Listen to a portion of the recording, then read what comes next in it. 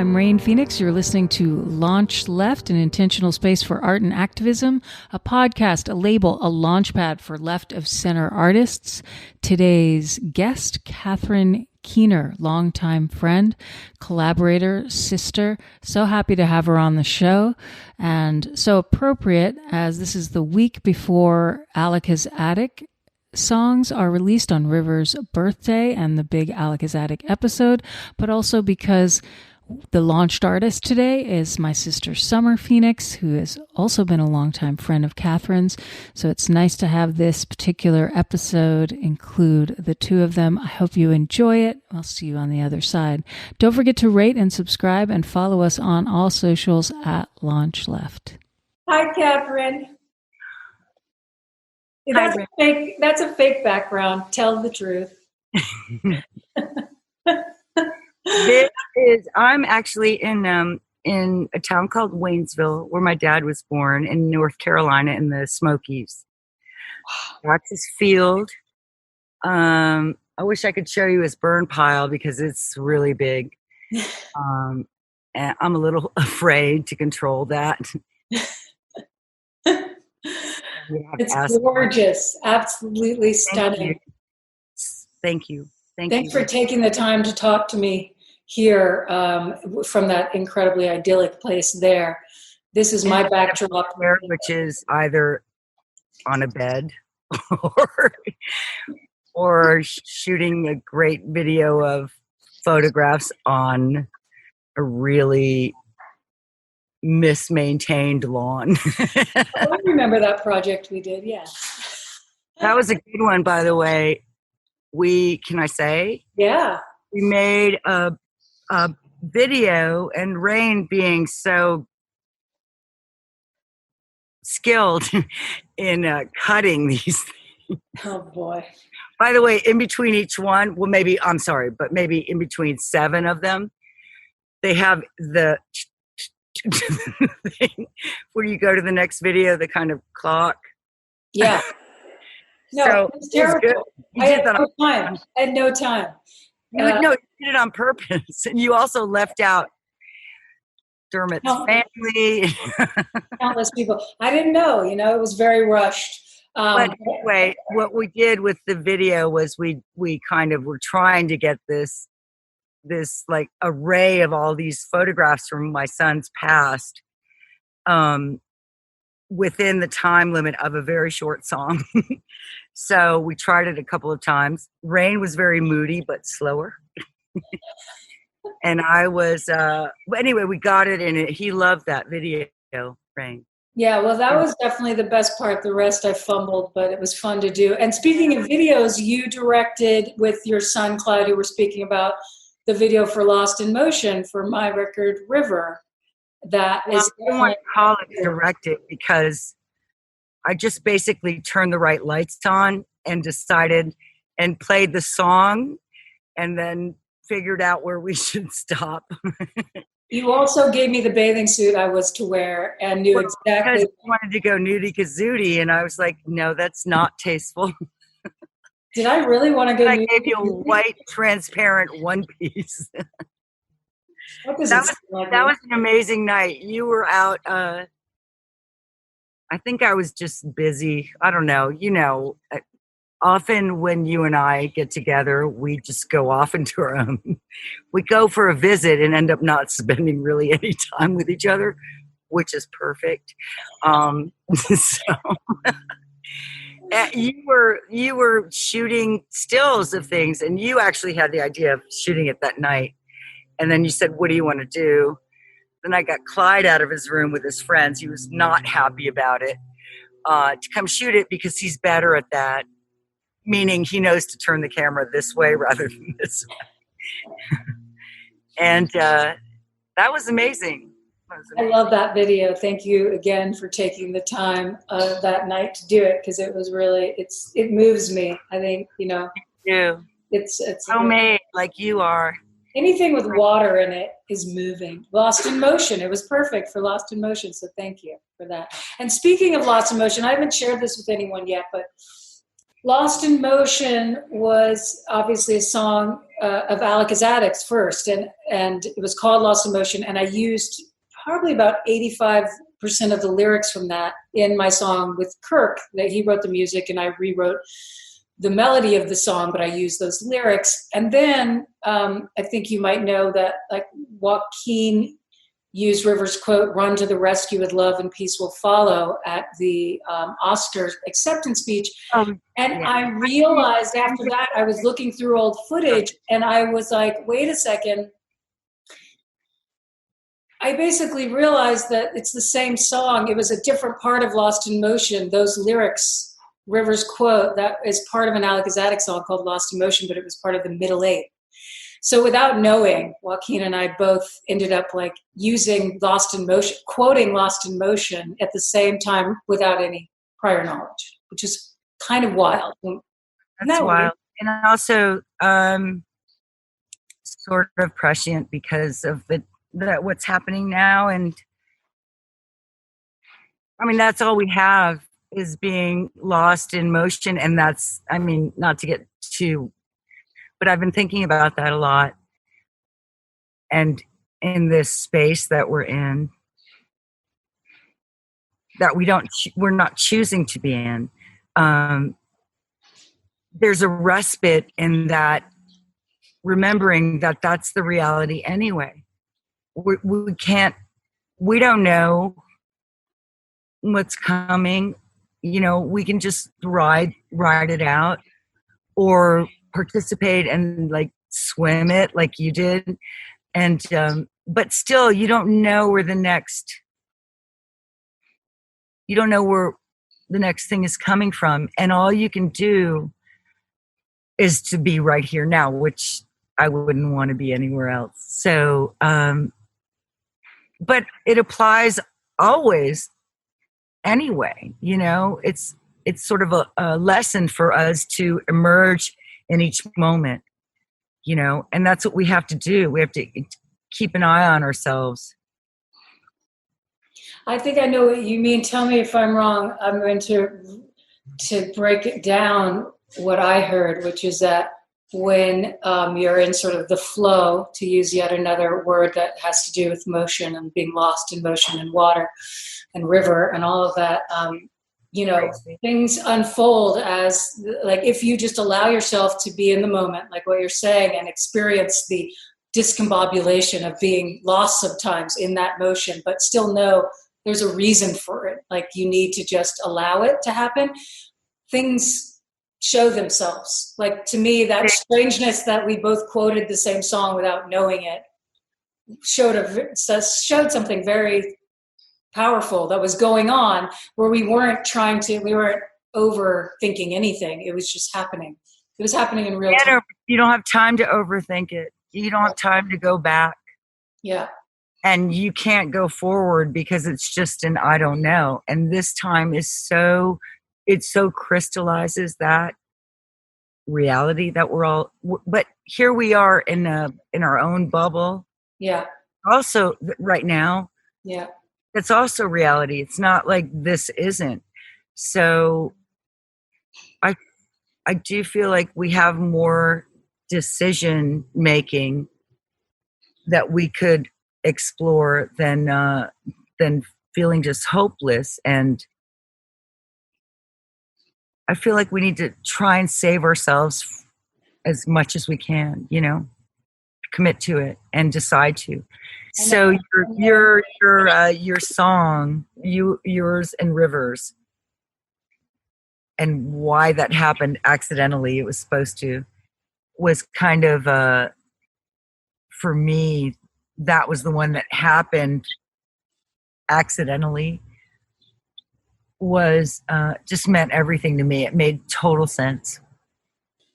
Speaking of River, I remember you telling me, and I think this is one of those times we came over and probably disbanded and did our own thing at your house, but for a little moment we were together and you told me like a funny story about cooking spaghetti with him out in the desert.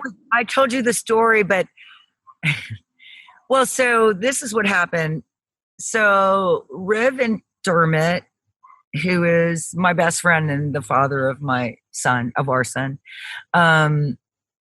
They were doing their second movie together. Was it second? They became very good friends. Soul brothers, but also through their music, because Dermot is a musician and has a huge heart, and River's musician and has a huge heart. And anyway, they're both ridiculously funny and dumb, but in a funny way. So they became very good friends on the first one.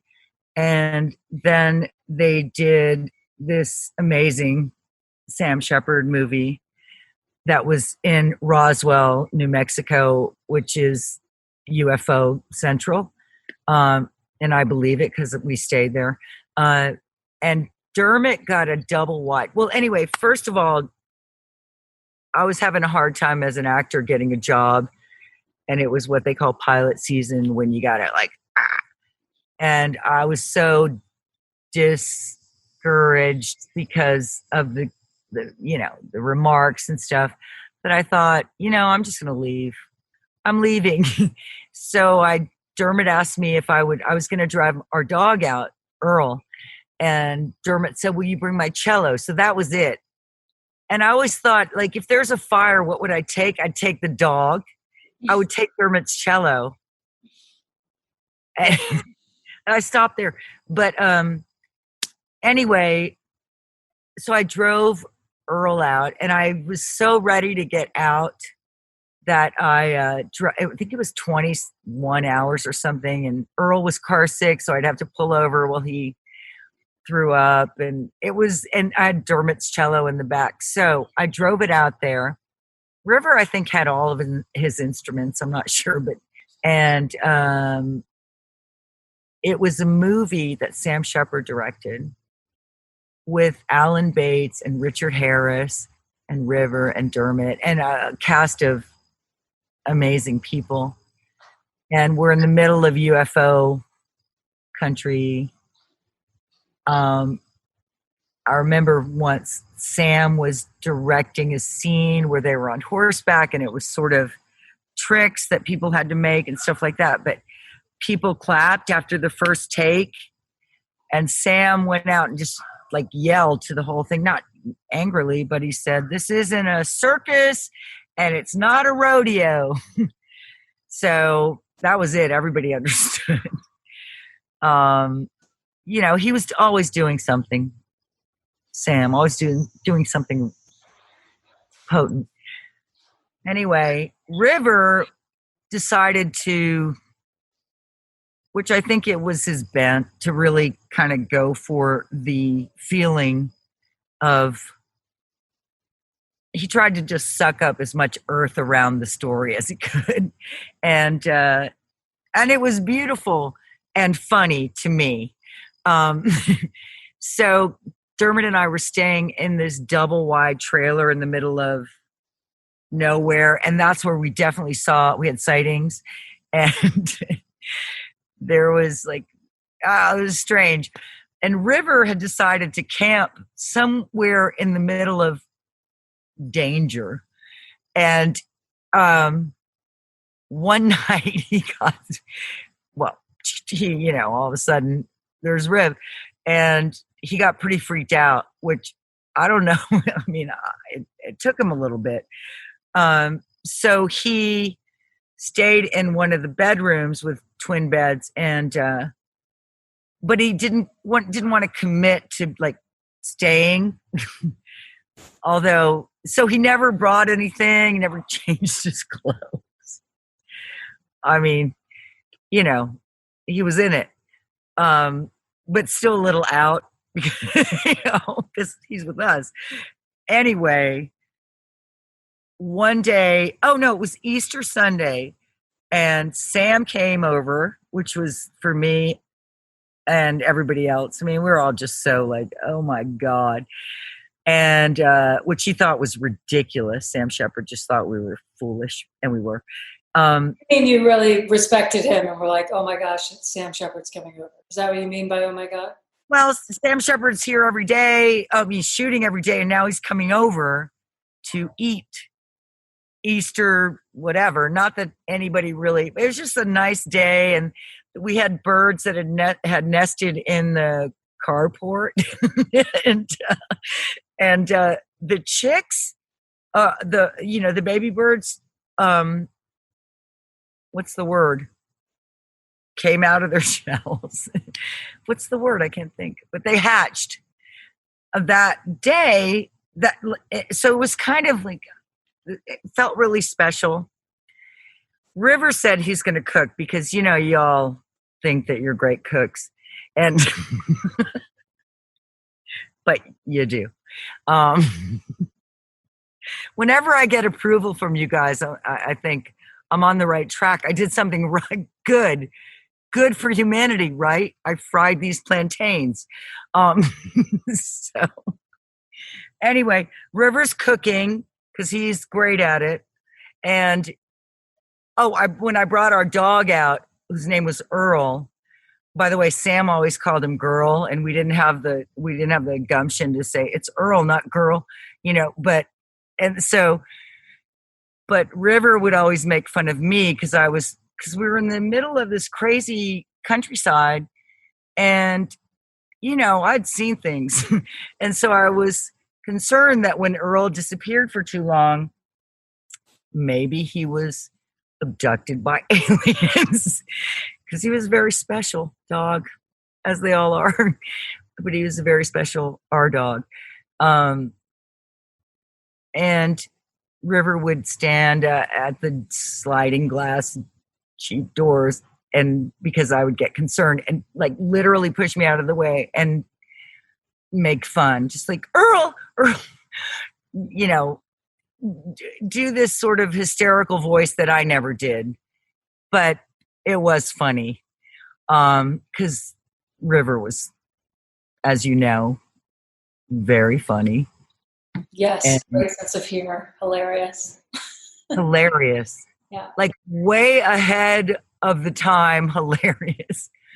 Blasphemous and kind at the same time. Never, it had this beautiful edge to it. So, so River was cooking spaghetti and this kind of vegan number, and he had the pasta, and I don't know, you boil pasta for what, maybe 7 to 12 minutes, depending on it. This was just spaghetti, so it's like an 8-minute thing. And he disappears in the huge field. He's playing Frisbee with Dermot and Earl, the dog. I'm like there trying to make a conversation with Sam Shepard that I couldn't string 3 words together to talk to, which again, he thought it was ridiculous that I was like that. He knew it, he could vibe everything. And he knew like when I would stumble on a word and stuff like that. I was desperate and like went out to get River to fucking cook his spaghetti and I really lit into him, which she found hilarious. But we had a kind of a fight because I was so upset that he volunteered and really thought he might have been equipped to cook a good meal, but it wasn't that day. And I was so upset because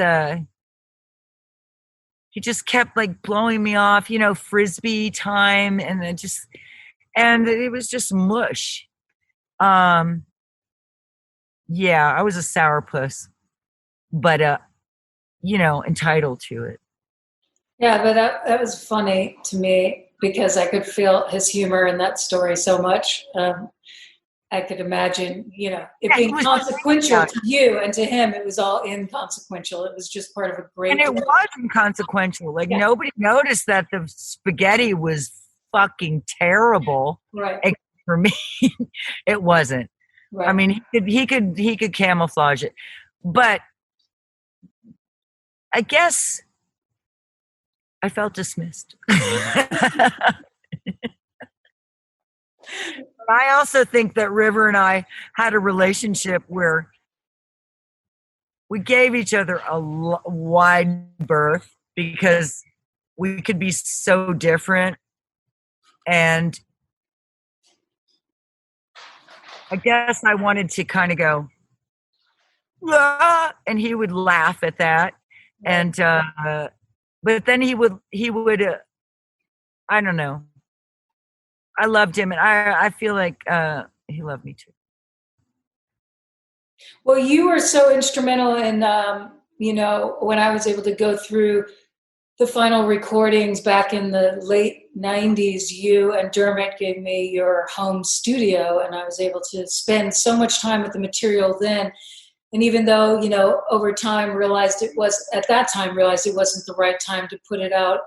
And over time, I've really come to take my time because of knowing who River was as an artist and a person and a musician, that he was pretty shy about it. And he'd even say things like he might never put things out, so I had to really take a long time to weigh and think about what was releasable and what wasn't, on account of trying to, instead of just, because it's there, put it out, think thoughtfully about what he may have wanted to have be public. So that's been a long journey. But in that early days when I really needed to, in a cathartic sense, go through literally and figuratively the music and go through that time we shared, it was so nourishing that you and Dermot offered me a space to do that in, with friends that were his friends and my friends, and there was no weirdness or strings attached, or it was just like, use the space,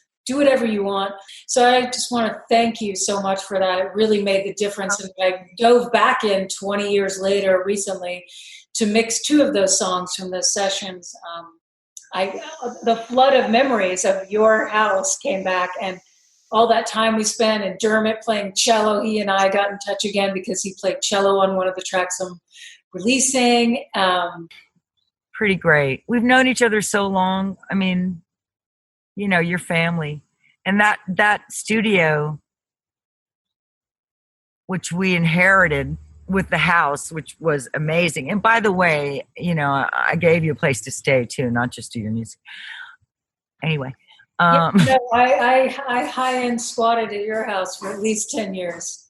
High-end squatted? You squatted. You just squatted. In fact, all you guys did. I mean, everybody did. All your whole family and friends.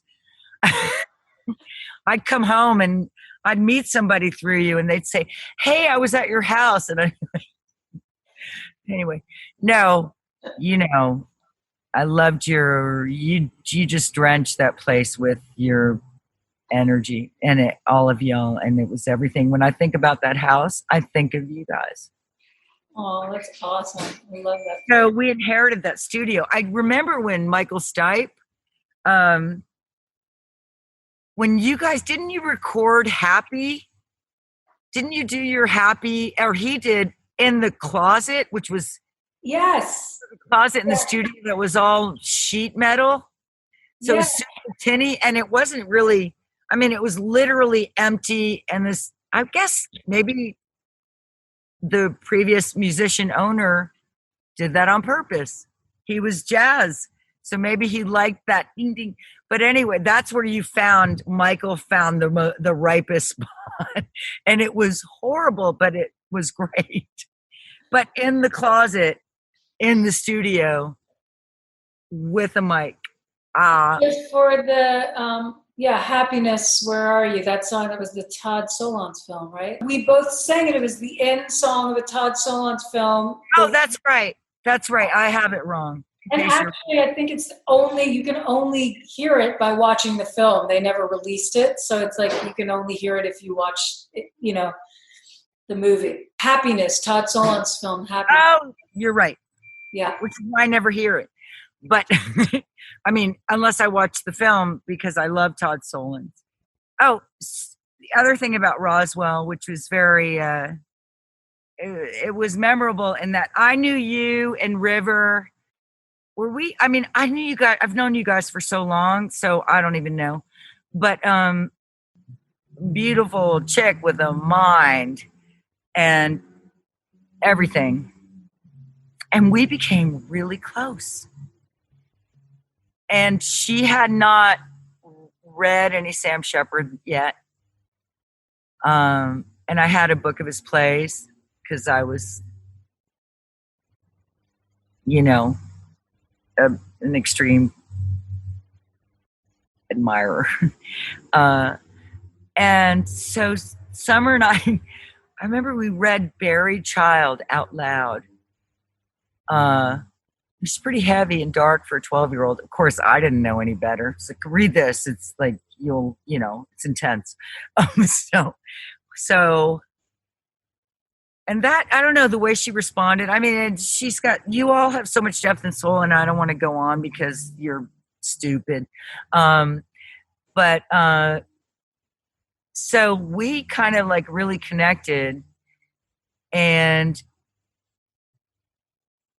I just saw the breadth of, I'd known the breadth of your mom and of River. And then I just thought, it runs deep, not to be a cliche, but it's true, that it came from somewhere else. Maybe your mama, and your daddy, I'm not sure, but it had to, and nature and your commitment to peace, which has always been very important as a friend, to have your influence in my life that way. And River was all about that. I don't know. I was just introduced to a whole new world, knowing your family and Riv and just music I didn't know, and off humor that I got but didn't really know at the time, and unity, just the depth of a family's love. You all are very, very, well, I haven't come across a lot of it, and it's very desirable. So Summer and I, and then we've just maintained our friendship. I mean, I don't see her a lot. I see you more, but I love her as much. I just she's fierce. I don't know. That's kind of nothing covers it. It's what I want to do to you guys. Yeah, I totally get that. That's how I feel about puppies that are cute and babies. It's like, you just love to the point of, whoa. Careful, I may eat you. Right. Oh, Keen, I love that we got this chance to talk, and how unlike us to talk and then also share it publicly. So how fun to be outside of our own comfort zone together. Totally. It's more comforting. It's comforting to be together in our discomfort. Yeah, exactly. I love you. I couldn't love you more. I love you too, Rain.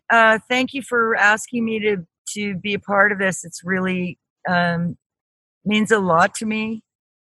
You meant a lot to River, and you mean a lot to my family, all of us. So, of course, I've set a mission to include kind of all of River's friends in the last 2 years in some capacity, and thank you. So thank you for saying yes and being part of this. It's all sort of like a joy energy mandala honoring celebration for River and remembering him, and celebrating all. He brought me to you, and to vice versa, to your whole and it just took, and I think about River a lot. So, frick, happy birthday, man. I love you, Keen. I love you too. All right. We'll see each other at your house soon, where we don't talk, but we do separate projects. Well, yeah, where you do labor for me. Right. I'm sorry. That's what it is. Where I'm the maid. Back to one. I love you. Woo. I love you. Bye. See you soon. Thanks for your time. You're the best. Mwah. Yeah.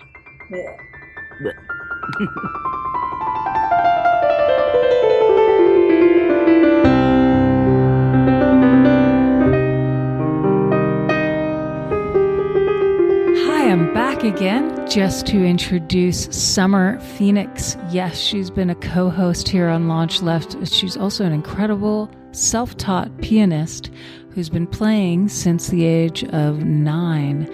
And LaunchLeft, myself and LaunchLeft are super excited to be releasing her first ever publicly released song, classical piece, single, whatever you want to call it. It's called Tiempo. Please welcome Summer to the show. Hi, sis. Hi, sis. I've missed you. Welcome to LaunchLeft Podcast, Rain. Oh, thank you. Oh, it's so good to have you on the show, this time as an artiste. Yeah, I guess it should be weirder to be on the side of the mic, but it's just as weird. Oh, I love your video. I just watched it. I was so emotional watching it. It was like, oh, I don't know, it's so poetic. Tell me about it. Tell me about your song. Let's start there. Can I ask you when your song called Tiempo, which is a classical piece, no lyrics, when you wrote it or started writing it? I can't really put my finger on that, honestly. It was actually like 2 songs that I melded together. And I'm guessing I wrote them both in a period between ages 12 and 20. I don't know, I never really recorded anything, so it's all like in my head. I never wrote any of it down. And so it's just kind of been like, little tinkling of the ivories that just melded together into one composition over the many years. Wow. So between 12 and 20, I love that you mentioned that, because we just had KEENER on the show, and she talks about meeting you when you were 12. Mm-hmm. So to imagine, she did speak about how you guys became best friends in Roswell and read. More like I was obsessed with her and wanted to be just like her, and she let me, get under her wing a little bit. Well, that's cute. She seemed to gush about you and how cool you were, and that you read Sam Shepard plays together. She was like, might not have been appropriate for a 12-year-old, the one we were reading, but we read it out loud. And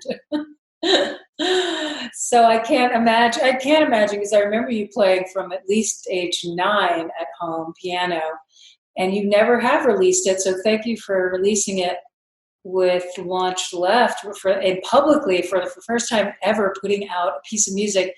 As your older sister, I have always wanted you to share your music so more ears could hear it. But I was always quite lucky because I was home and listening to it. It became a part of my soundtrack growing up, a very comforting and familiar and melancholy thing, your piano music. I always think about it as this, it was always would grip me, even if I was in the middle of like wearing fluorescent and dancing around the house. If I heard your piano music, I was like, oh, it's very emotional and in the most beautiful way. So thank you for sharing it now with more people. Yeah. Thank you, sis. Why did you love Tiempo?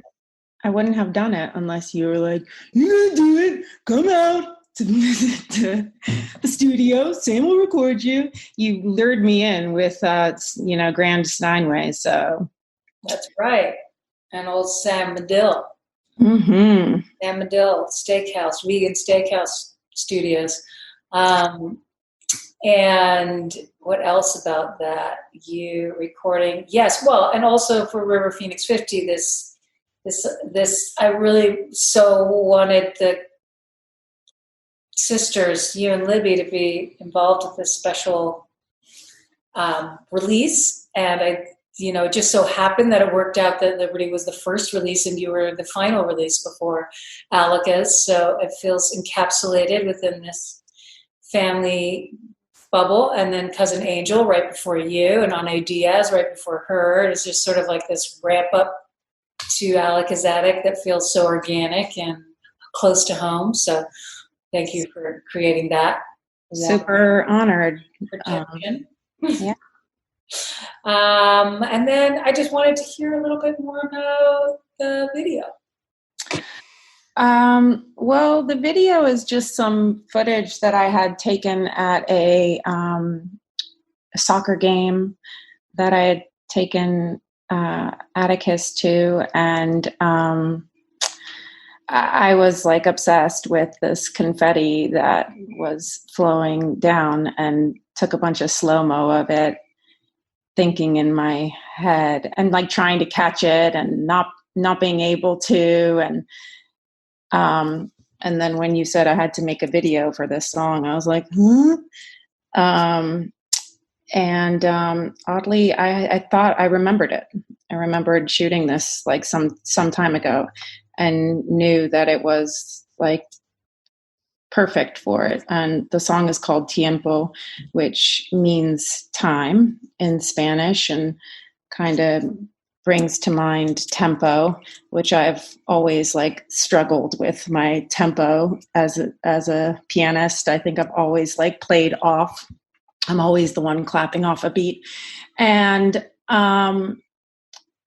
Tiempo, to me is time is life, right? I don't think, we wouldn't have one without the other. And, that the slow-mo of that, all that confetti, it just felt, even when I was taking it, like, just like life, sometimes things go super slowly, and the thing that you want and yearn for is like just out of reach. But you can't, and it's hard to remember that there's like all of this other beautiful stuff out there, falling and coming your way. And so I don't know. I think like just those two things seem to like really fit in my head. And then I showed it to my dear friend Nina Letty, who I respect as a filmmaker and artist, musician, and she was like, "Oh, you need I want to pan to some light in there. Like, where's that light coming from?" And I was like, "It's coming from like, a huge soccer stadium." And she was like, "Oh, I wish that there was something else." So I had just gone to the beach on the full moon with our other sister, Liberty. And I, took some footage of the Santa Monica Pier and some lights out there. And then Nina cut it together for me. And now you have it. Oh, I love it. It's really beautiful and seemed to perfectly fit the music. So thank you for sharing it. And it has just premiered on Flood magazine yesterday. And now we, LaunchLeft, have the good luck to be showing it and having those of you who are listening to the podcast listening to Summer Phoenix's new classical piece entitled Tiempo.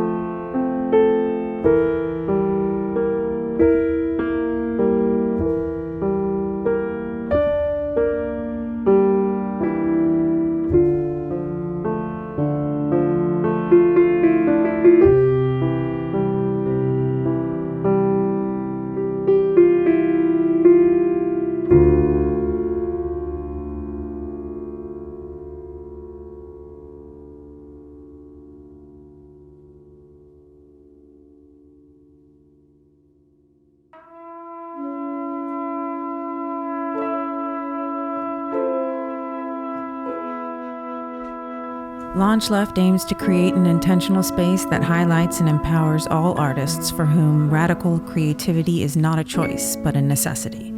LaunchLeft begins with music, but its ultimate aim is to launch left-of-center artists in all creative fields.